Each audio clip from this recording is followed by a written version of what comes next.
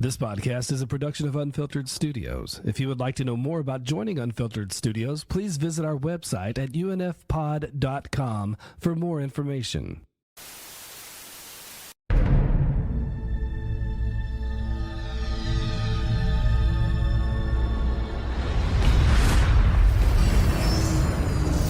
Rise and shine, jackass. So the famous Mr. Riddick. As of this moment, Butcher Bay owns your ass. Riddick. I think you're gonna need backup.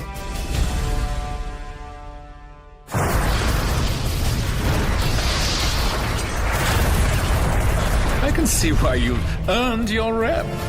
You all know the rules. Fight to the death! Welcome to Butcher Bay. Triple Max Security Prison. Toughest slam in the universe. Impossible to escape. But then they'd never met me. Darkness. You afraid? I'm not. The dark is afraid of me.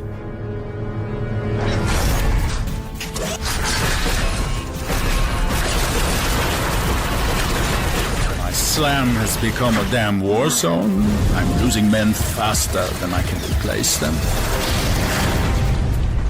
I'm just getting started, Hoxie. That is right, Riddick. Set it free.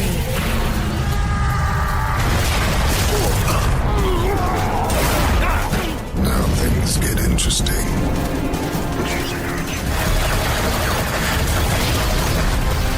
You're in no position to negotiate, Riddick. Such wonderful eyes. You're not open this, right, Riddick? Now you're gonna die. And I will personally bring hell down on you.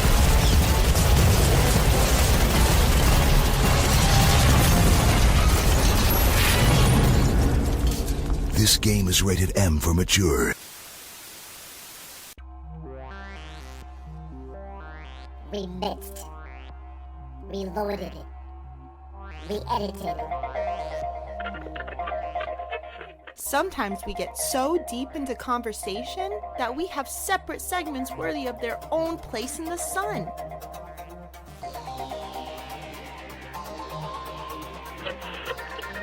Here is a reshuffled mini episode.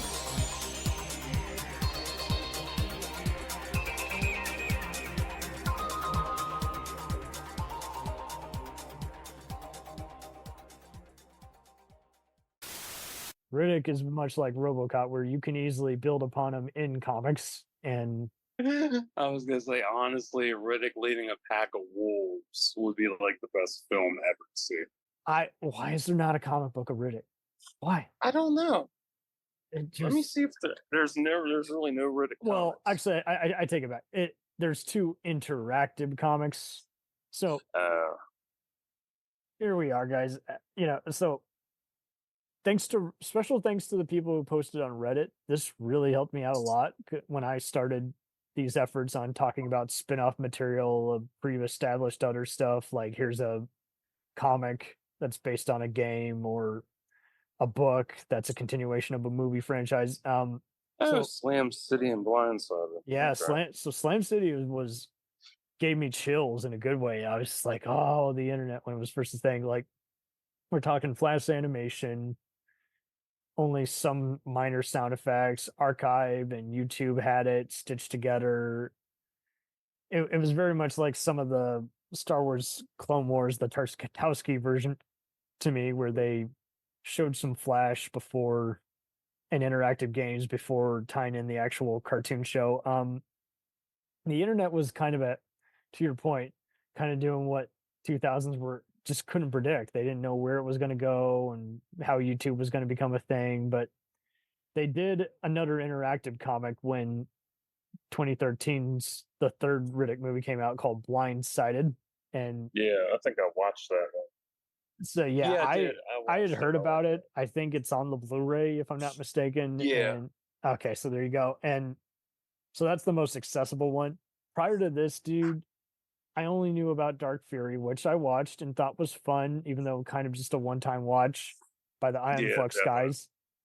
It's like, okay, so here's how he first escaped and got captured again. Okay, that's cool. Decent action.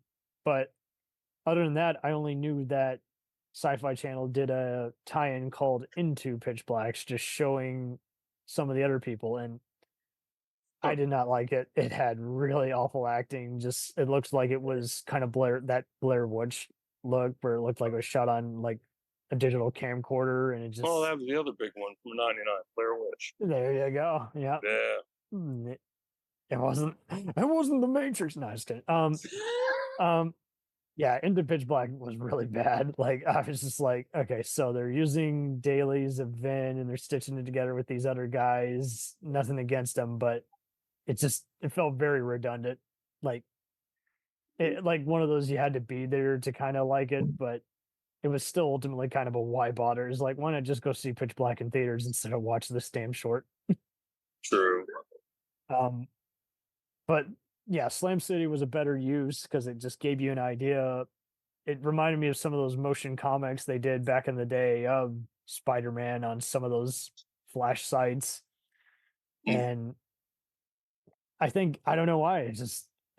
The motion comic was just a fun gimmick, and why not do it on a very moody character? It just kind of complemented it. But yeah, Dark Fury was just a lot of fun, and I had a next door neighbor who was a douchebag, but who I hung out with because he had action figures and everything. I've talked about him enough. And Vin Diesel was his favorite action star just because he thought he was so funny. But see, he wasn't a very sensitive guy, even though he hid behind the whole faith and everything and bullshit. But once in a while, I would come over to his house and he was playing the first Riddick video game, Escape from Butcher Bay. And kind of like Halo, I think you could turn off the language, and he dug it because it was very much like Splinter Cell or Metal Gear Solid, where you're sneaking around in the dark and you can whistle and break people's necks and do creative knife.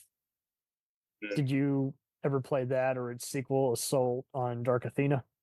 I watched both game movies, and they do they definitely they looked very fun. I wish I could have played them back in the day. I didn't have an Xbox and I don't know. I'm a weirdo, dude. Like other than Splinter Cell, I didn't bring in Call of Duty, I didn't really bring too many M-rated games home. I brought some here and there, but even when I had the blessing of, hey, just play it at a certain time or keep it out of your, brother or sister's hands, I didn't care. I just wanted to just play a game with other people rather than do a gritty, dark person first shooter. I was a lone wolf with movies, but I wasn't a lone wolf with games. I was like, I want someone to get in a boxing match with.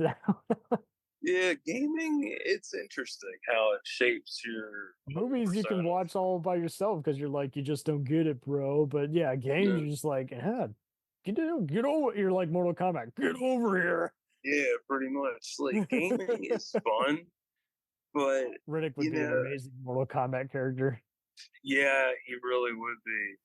And going back to the games themselves, you get backstory on how he got the glaives and serious voiceover. Like Cole, that's where I knew this was really taking off, because like it was coming out shortly after Chronicles had come out and made its money back on DVD. Cole Hosher reprised his role as the bounty hunter guy.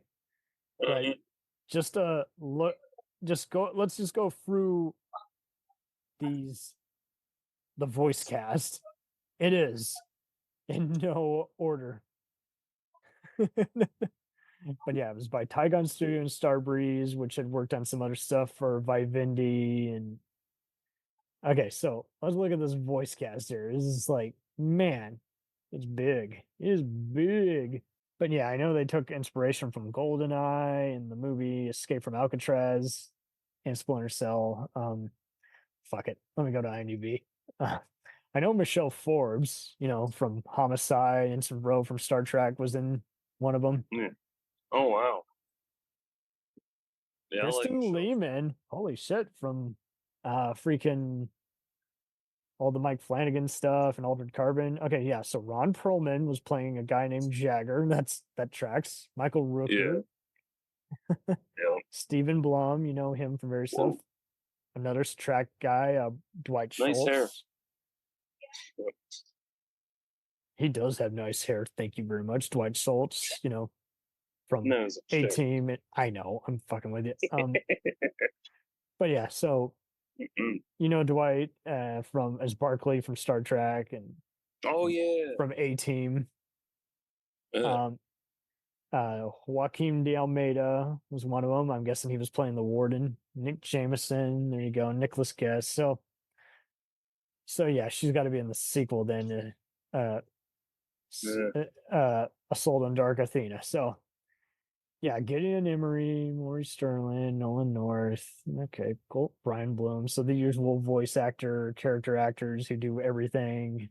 Yeah, pretty much. So yeah, Michelle played Captain Gil Rivas. That's just a cool name. William Morgan Shepard played the voice of the Senate. Oh, Lance Henriksen was in. This is Dagger. Nice. Okay. Yeah, he's in everything. Love the man. I will be so. I'm not kidding, dude. I will cry like a baby when him, Keith David, or Tony Todd pass away. I'm gonna be like, yeah, same. Oh, that's right. Exhibit was in Assault on Dark Athena. That's right. I knew there was a rapper in there somewhere. It wasn't Ice-T. No, he would have been working on Special Victims Unit at that point. Right. 10 years, actually. To be fair, he did the Leprechaun movie in 2000, but I know what you mean. They would be fools to not continue with this in some capacity. Definitely. Like, but if they put it off forever and never do, because HBO was the king of we don't like it, but people are watching it, so we'll keep it on. I mean, just make use of your thing. Otherwise, people deserve to steal it. True. It's just like make use. Even if it was a streaming exclusive, it would still bring. Oh, it would kill on Amazon now. Yeah, Amazon or HBO or that. I can see maybe earlier on they might have bought something from Universal. I can't see it now, and the problem is even Universal's movie and TV deal seems to be up in the air too, where it's like they'll allow any kind of gore on TV, but they're still going to be debating how they can do this and that. And it seems like right now they're keen on making stuff cheap in Canada and then canceling it after 3 years, even if it's not ready. It's like, even if the ratings are good, it's just stupid. Yeah, that is stupid. And we need people to also kind of just be like Sean Ryan, where every season can stand on its own. So if that's all it is, cool. Yeah. Even if it's not. And unfortunately, they've done it a few times with some of the Stargate writers who have worked on some other stuff. I'm like, dude, you didn't have to leave it wide open. You please have just wrapped it up so it's not like Dark Matter's still completely unfinished, and that could easily exist in the Blade Runner or Total Recall or Riddick world. That's what I like too, is like Riddick was totally for a kind of, there wasn't any Blade Runner space cops, but you could probably have a kind of a mild Total Recall kind of nod, just going on smuggler planets. It could exist in the Expanse world if you wanted. I'd never got a feel of it has to coexist. It's its own deal. If George Lucas were to buy it the next day, I'd be like, cool, but it's not needed, you know? But yeah, other than the Wheat brothers who worked on Alien and his Ewok TV movies, there's not much connection to Star Wars or Alien. Accurate shit.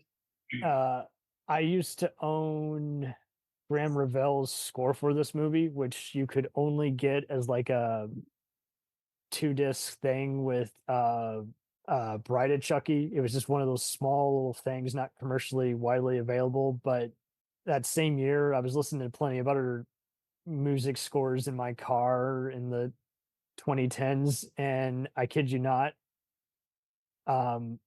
listening to it, and then a year later listening to it with the Titan AE, which Graham Revell also worked on. I'm like, I love Titan AE.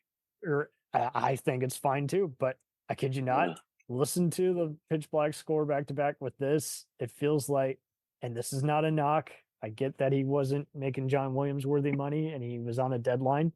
It feels like he used samples from both and no one noticed. And no one minded. Well, it happens. No, it's fine. It wasn't like Hans Zimmer, who's basically kind of been phoning it in for a decade now and no one cares because he's done so much good. But at the same time, I have pals who do music composer and soundtrack reviews, and they joke it's like he's kind of like a football team. They can't admit when he's not good.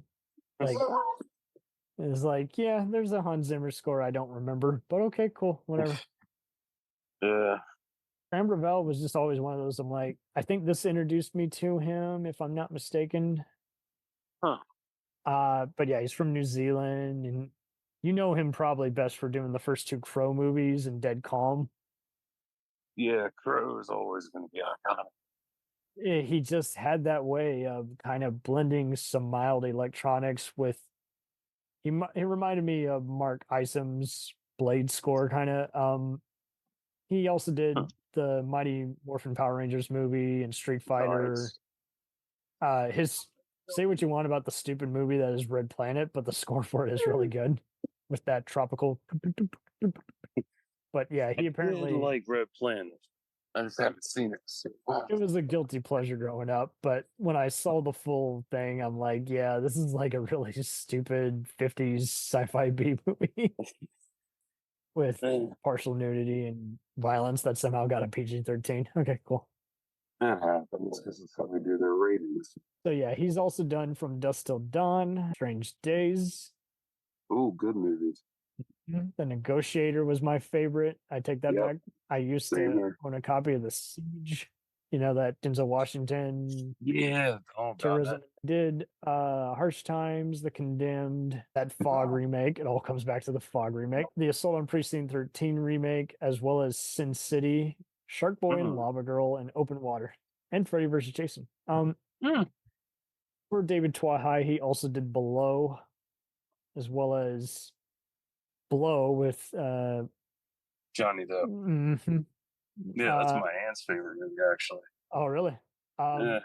A movie that's really bad that we joked about in the past before, but has a good score is Collateral Damage. And I kid you not. Oh, I'm thinking of the other one. No, I love Eraser and all those other ones, but that's the one where he's like, I'm a fighter. I'm going to go to Colombia and blow up a terrorist. Roger Ebert liked it though, so what do I know? It's a hate watch for me where I'll watch it when it's on and then be like, God, fucking stupid movie. Yeah, he scored all the Riddick movies, and I like him because you can't really place him. You can't really compare him to anything. So don't get me wrong, there's plenty of derivative shit we like here. I mean, at the closest I could compare to his score is he also did Frank Herbert's Dune miniseries. So I think I love that miniseries. That's the best version of the thing. Even Children of Dune. Yep. In fact, Dune is kind of an interesting kind of comparison because it's just tough to compare. Let's just say you're at Universal and you've been asked to reignite some old franchises. What are you going to do with the Riddick saga? Explore Furia. That's like the easiest thing to do. Just explore Furia and then dabble in some of the original stuff that wasn't really touched upon and try to bring that back in. Do an anime style because it's cheaper. That's the correct answer. Yes. You hear that, guys? guys? Live action's fun, but I don't know. Anime is so much more. Anime is easier. Just got to be in a booth. Try bitching about the budget now. Because I look at all the anime and other anime stuff I've watched over the years, and like shit, DC's films animated, they were only like $4 million to make. I'm like, that's fucking cheap. Yeah. That's with everybody combined. Like, that's a perfect fucking deal. And if I had to bring on a director for that, for Furia, I would totally handpick Sam Liu easily. I love him. Like he started out with Dream Ghostbusters, and then he found his calling DC animated flicks.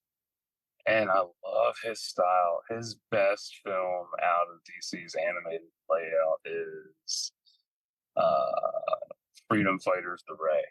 Absolutely spot on how you should introduce an LGBT hero. Easy. So fucking easy. One of my favorite films. It's the power of love. Sorry. I loved it. I was so blown away by that shit. I was like, wow, the gay hero. Nice. No, just kidding. Kidding. But yeah, Sam's directing style, and just it would be perfect for a film easily. You've actually seen his shit, so you can say. And that's the other thing too. I see so many guys. They're just, if you did it live action, that budget would blow up to 200 million. If you did it unless you anime, told Van, hey man, do the right thing, take a pay cut. Yeah, for real. It's easier. Like, you do animated or take a pay cut and all that, it'll pan out a lot better and fans will really enjoy it versus shoving a $200 million budget in someone's face and like, oh yeah, and then releasing it between two other blockbusters the same fucking month, and then watching it bomb because the other two did better. Everyone's confused. Riddick versus Predator will be a badass comic. Oh, that would sell like a motherfucker. That's a brilliant idea because what other hunter? Aliens. This time the hunter, well, yes, but also this time the hunter actually can bring him in and collect a skull. And you could have two endings to satisfy the narrative. You could have definitely an ending where he brings his head on a pike and then the Predator is unimpressed with what his clan is doing. So he basically kills, you know, the fuckers who are mouthing off at him in their language and becomes the king of that village. And you could have the other ending where, so this is how I picture it ending in my mind. Basically, the Predator comes back into the village and it's actually Riddick in the Predator's, you know, outfit. Ooh, and he just fucking blasts him away. And yes, and he could team up with some Colonial Marines. He could rescue Hicks or something wrongfully fought dead on whatever fucking planet, and Ripley, and he's blasting them away, and they're like, you seem so comfortable at this. He's like, from where I'm from, this is a Tuesday, you know? To quote the Street Fighter movie, to me, it was just Tuesday. But if we're going by what's out in theaters now, yeah, he is kind of out of time. Because he really does represent, like, the last vestiges of the anti-hero, macho guy can do everything.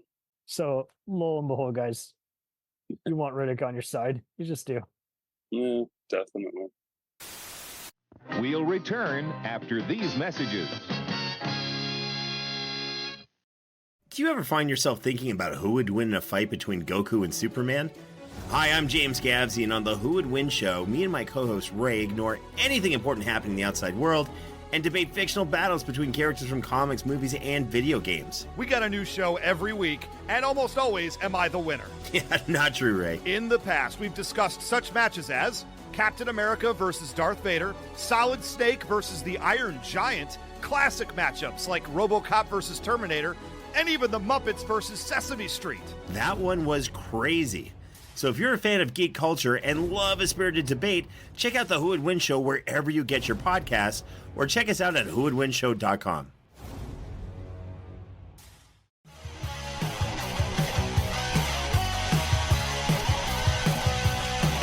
Follow us on the web on Facebook, Twitter, and Instagram. The podcast is available on Podbean, Spotify, iHeartRadio, Anchor, Apple, and anywhere else podcasts are available. Feel free to review our show and leave comments on any of those sites. Thanks a million for listening. It's a jacked up